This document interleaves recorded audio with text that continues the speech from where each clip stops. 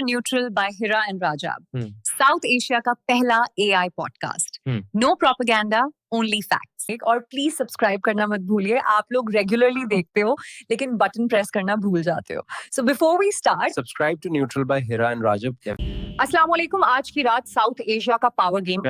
एक तरफ रशिया ने इंडिया को दुनिया के सबसे एडवांस Su-57 फाइटर देने से इनकार कर दिया और दूसरी तरफ पाकिस्तान एक ऐसी इलेक्ट्रॉनिक टेक्नोलॉजी इंडक्ट करने जा रही है जो इंडियन रफाइल और ब्रह्मोस मिसाइल्स को 500 किलोमीटर दूर से फ्रीज कर देगी. और तीसरी साइड DGISPR का एक ऐसा बयान सामने आया है जिसमें उन्होंने PTI के फाउंडर को जहनी मर्ज, फ्रस्ट्रेशन, ऑब्सेशन और गद्दारी के सिम्टम्स के वर्ड्स के साथ एक्सपोज किया है. आज कोई सिंपल अपडेट्स नहीं, ये डायरेक्ट सिस्टम शेकिंग डेवलपमेंट्स हैं. बी रेडी, बिकॉज एक एक डिटेल आपको ये समझा देगी कि पाकिस्तान किस डायरेक्शन में जा रहा है और इंडिया किस एंगल से कोलैप्स मोड में जा रहा है. चलते हैं सीधा पहले टॉपिक की तरफ. पुतिन ने न्यू दिल्ली पहुंचने से पहले ही मोदी को एक मैसेज सेंड किया, रशिया अपने लेटेस्ट Su-57 प्लेन्स इंडिया को नहीं देगा. और वजह सिर्फ एक लाइन, इंडियन पायलट्स नालायक हैं. पुतिन का कहना यह है कि हम अपनी वॉर इंडस्ट्री की रेपुटेशन इंडिया के हवाले नहीं कर सकते. राफेल की मार्केट इंडिया ने गिराई, S-400 की मार्केट इंडिया ने गिराई. हम फर्दर रिस्क नहीं ले सकते.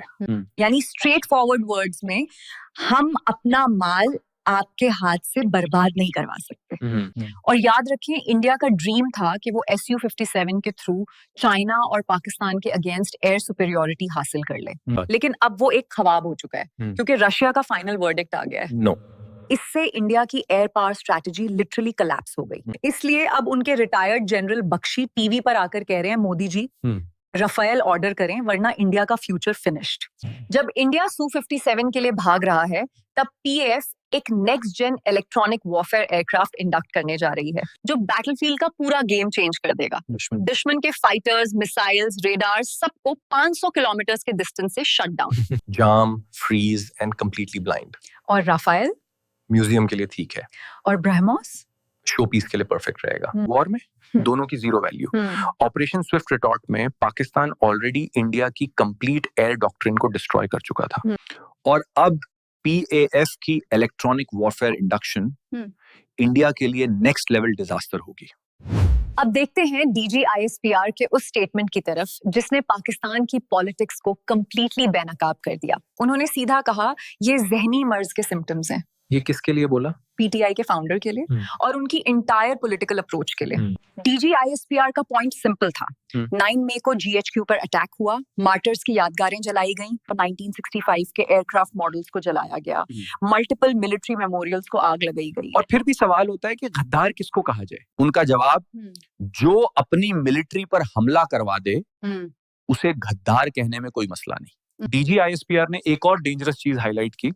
PTI फाउंडर अपनी ट्वीट्स और स्पीचेस में शेख मुजीब को कोट करते हैं.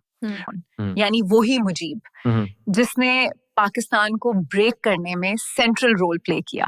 DGISPR का कहना था, ये ऑब्सेशन एक जहनी हालत का हिस्सा है, ये पॉलिटिकल आइडियोलॉजी नहीं, ये कॉग्निटिव इलनेस के साइंस हैं. और उन्होंने लिंकन का कोटेड लाइन यूज किया, आप सबको हमेशा बेवकूफ नहीं बना सकते. DGISPR ने कहा कि PTI और उनका मीडिया हर वक्त मिलिट्री की अपॉइंटमेंट्स, पोस्टिंग्स, प्रमोशंस पर व्लॉग कर रहा होता है.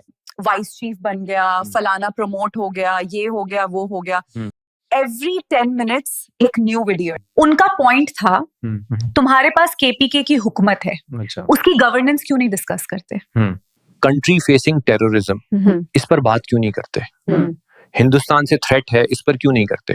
सिर्फ एक obsession, army army army. India में Su-57 रिजेक्टेड, जबकि राफेल पैनिक में है और ब्रह्मोस आउटडेटेड हो चुका है और पॉलिटिकल इंस्टेबिलिटी एक्सट्रीम पे है. पाकिस्तान में इलेक्ट्रॉनिक वॉरफेयर इंडक्शन हो गया. Stable unified command. DGISPR का clear stance. Air supremacy strategy strengthened. और रीजन के लिए रिस्पॉन्सिबल पोस्चर. आज आपने 3 चीजें देखें, रशिया का इंडिया को हिस्टोरिक नो, PAF का next gen EW plan, DGISPR का फाइनल पॉलिटिकल डायग्नोसिस, और ये सब एक डायरेक्शन पॉइंट कर रहा है, Pakistan rising, India drifting. Pakistan का नैरेटिव क्लियर है, टेक्नोलॉजी क्लियर है, जियोपॉलिटिक्स क्लियर है, पाकिस्तान आगे जा रहा है, इंडिया पीछे हो रहा है।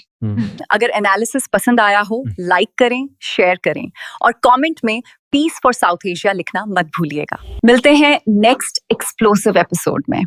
अल्लाह हाफिज।